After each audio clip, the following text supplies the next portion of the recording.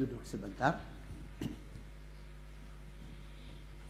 Ibu-ibu, bapak-bapak, saudari-saudara, mari coba sejenak kita mendalami atau coba mengerti sedikit.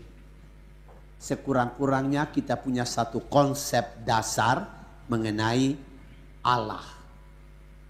Allah yang ibu bapak percaya dan saya percaya itu adalah Allah yang esa, Allah yang tunggal.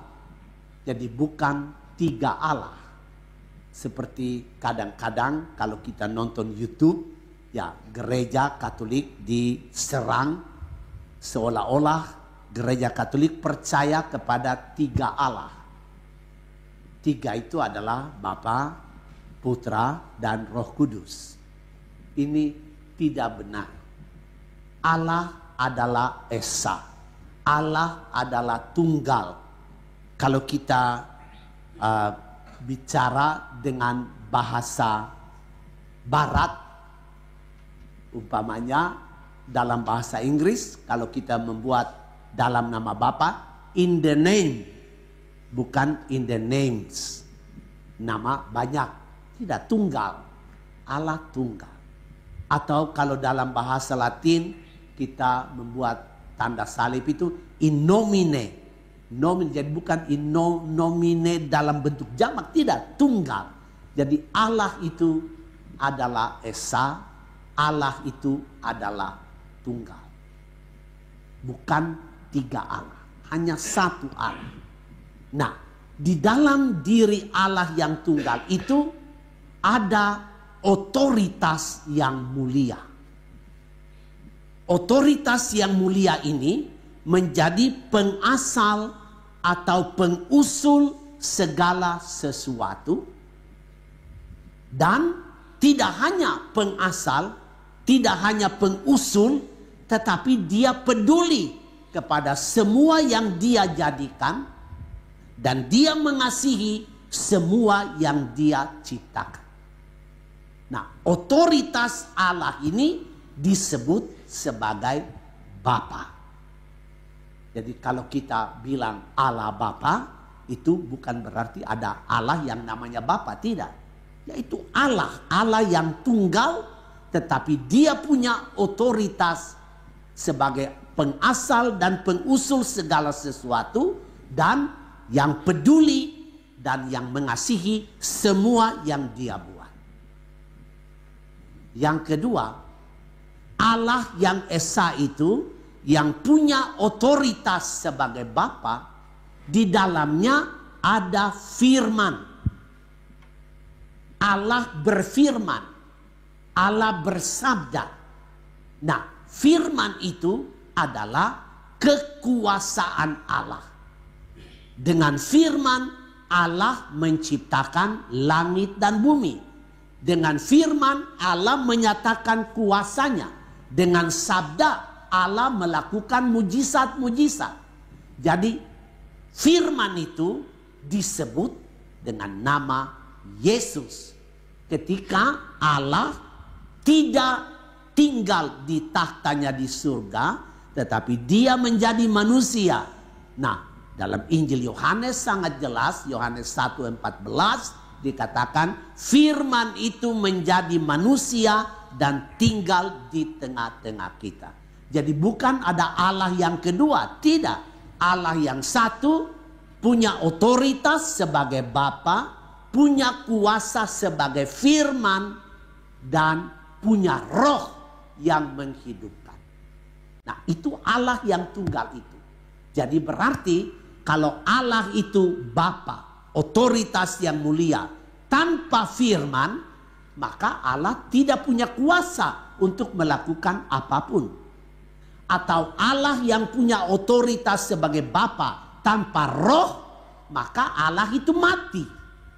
Maka Allah yang esa, yang tunggal itu adalah punya otoritas sebagai Bapa.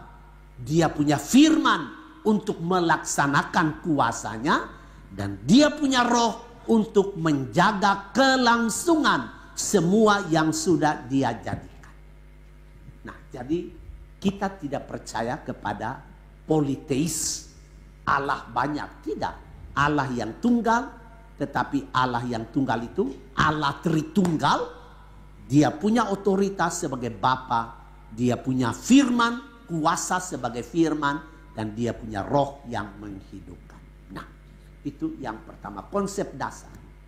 Yang kedua, antara Bapa, Putra, dan Roh Kudus terciptalah satu relasi kasih yang tak pernah berhenti. Jadi antara Bapa, Putra, dan Roh Kudus terjalin satu hubungan cinta kasih yang abadi dan kekal. Tidak pernah ada satu saat sedikit pun di mana tidak ada kasih di dalam Bapa, Putra, dan Roh Kudus itu. Dan kasih itu tidak hanya ada di dalam diri Bapa, Putra, dan Roh Kudus, tetapi kasih itu tertumpah keluar. Nah, pada waktu kasih Allah itu tertumpah keluar, jadilah alam semesta dan kita-kita ini. Kita-kita ini adalah buah dari kasih Bapa, Putra, dan Roh Kudus. Nah, Ibu Bapak, Saudara-saudari, kita baru saja merayakan pesta minggu lalu Allah Roh Kudus. Kristus sudah menjadi daging dan tinggal di antara kita. Dia sudah menjadi penyalur kebenaran-kebenaran dari Bapa. Dia sudah mengajarkan kebenaran-kebenaran itu. Sekarang dia pulang ke rumah Bapa, ke kodratnya yang semula, yang tadi digambarkan di dalam bacaan pertama, kitab kebijaksanaan. Sebelum segala sesuatu ada, saya sudah ada. Nah, itu adalah Kristus. Dia ada bersama-sama dengan Allah. Nah, Kristus kembali kepada Allah. Dia kirim Roh Kudus dari Bapa dan Putra itu. Ada sekarang di tengah-tengah kita. Dan dikatakan dalam Injil tadi bahwa Roh Kudus itu mengajarkan kepada kita akan hal-hal yang akan datang. Akan kebenaran-kebenaran yang akan datang. Apa itu kebenaran-kebenaran yang akan datang? Kebenaran yang akan datang adalah kehidupan kekal. Hidup abadi di dalam relasi cinta kasih Bapa, Putra, dan Roh Kudus yang tidak pernah berakhir. Jadi berarti Roh Kudus mengingatkan kita bahwa pada waktu kita menyelesaikan peziarahan kita di bumi ini, kita masuk di dalam kehidupan kekal. Dan kehidupan kekal itu artinya kita dipersatukan di dalam kasih Bapa, Putra, dan Roh Kudus. Jadi kita tidak hidup di luar cinta kasih. Kita hidup di dalam kasih Bapa, Putra, dan Roh Kudus. Ini adalah kehidupan kekal. Dan kita semua punya pengalaman. Bagaimana ketika orang mengalami bahwa dia dikasihi. Ketika orang mengalami bahwa dia dicintai. Wah, perasaannya itu lain.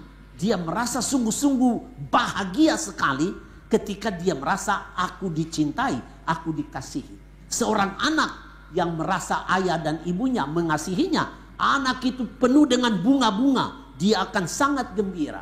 Seorang suami yang tahu, percaya bahwa istrinya mengasihi dia, atau seorang istri merasa dan mengalami bahwa suaminya mengasihi dia, hidup itu penuh dengan sukacita dan kegembiraan. Dan kita semua mengalaminya. Pada waktu orang berhenti mencinta, itu akan terjadi masalah. Akan terjadi masalah. Akan terjadi tengkar, akan terjadi omelan, akan terjadi sungut-sungut. Karena orang berhenti mencinta. Nah, Ibu Bapak, pada waktu kita mati, kita masuk di dalam persekutuan kasih itu yang tidak pernah akan habis. Jadi kita hidup penuh dengan bahagia. Dan itu yang disebut kehidupan kekal, kehidupan penuh bahagia. Dan Roh Kudus mengingatkan kita akan ini.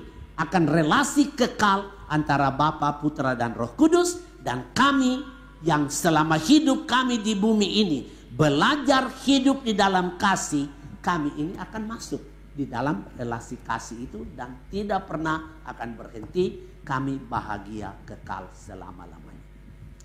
Pertanyaan kita adalah bagaimana kita tahu bahwa ada kebenaran itu, bahwa Bapa, Putra dan Roh Kudus saling mengasihi, belas kasihnya itu abadi, dan kalau kita mati kita akan masuk ke dalam kehidupan kekal itu, relasi kasih yang tak pernah habis. Bagaimana cara kita tahu? Roh Kudus yang memberi jaminan kepada kita semua. Roh Kudus adalah panjar. Kita semua tahu mengerti panjar toh? Supaya kita punya hubungan bisnis beres, panjar dulu, ya, no? Nah, dengan panjar itu orang percaya bahwa akan beres. Nah, Roh Kudus adalah panjar dari Yesus untuk kehidupan kekal itu. Surat Rasul Santo Petrus dan surat Santo Paulus kepada umat di Korintus mengajarkan kepada kita bahwa Yesus sudah membayar lunas kehidupan kita. Hidup kita yang penuh dengan dosa dibayar lunas oleh Tuhan Yesus dengan darahnya, dengan wafatnya di salib, dengan kebangkitannya yang mulia, sehingga kita punya jaminan akan masuk di dalam kehidupan kekal itu. Dia sudah membeli kita. Nah, jadi kita ini hidup di dalam transaksi itu, bahwa saya masih bersiara, tetapi saya sudah punya transaksi untuk nanti masuk di dalam kehidupan kekal itu. Siapa yang menjamin? Roh Kudus adalah panjar dari Tuhan yang menjamin kita. Ibu, bapak, saudari-saudara, mari kita meneruskan misa kudus ini. Kita mesti menjadi orang yang sangat bahagia, sebab kita sungguh-sungguh dikelilingi, dilindungi, dijagai oleh satu kekuatan ilahi yang amat besar, yang peduli kepada kehidupan kita, yang mengasihi kita dari malam sampai pagi, pagi sampai malam, sepanjang perjalanan hidup kita di bumi ini. Ada kekuatan ilahi yang menyertai kita, yaitu Bapa, Putra dan Roh Kudus, dan ini adalah juga jaminan kita untuk hidup kekal setelah kita menyelesaikan ziarah di sini. Amin.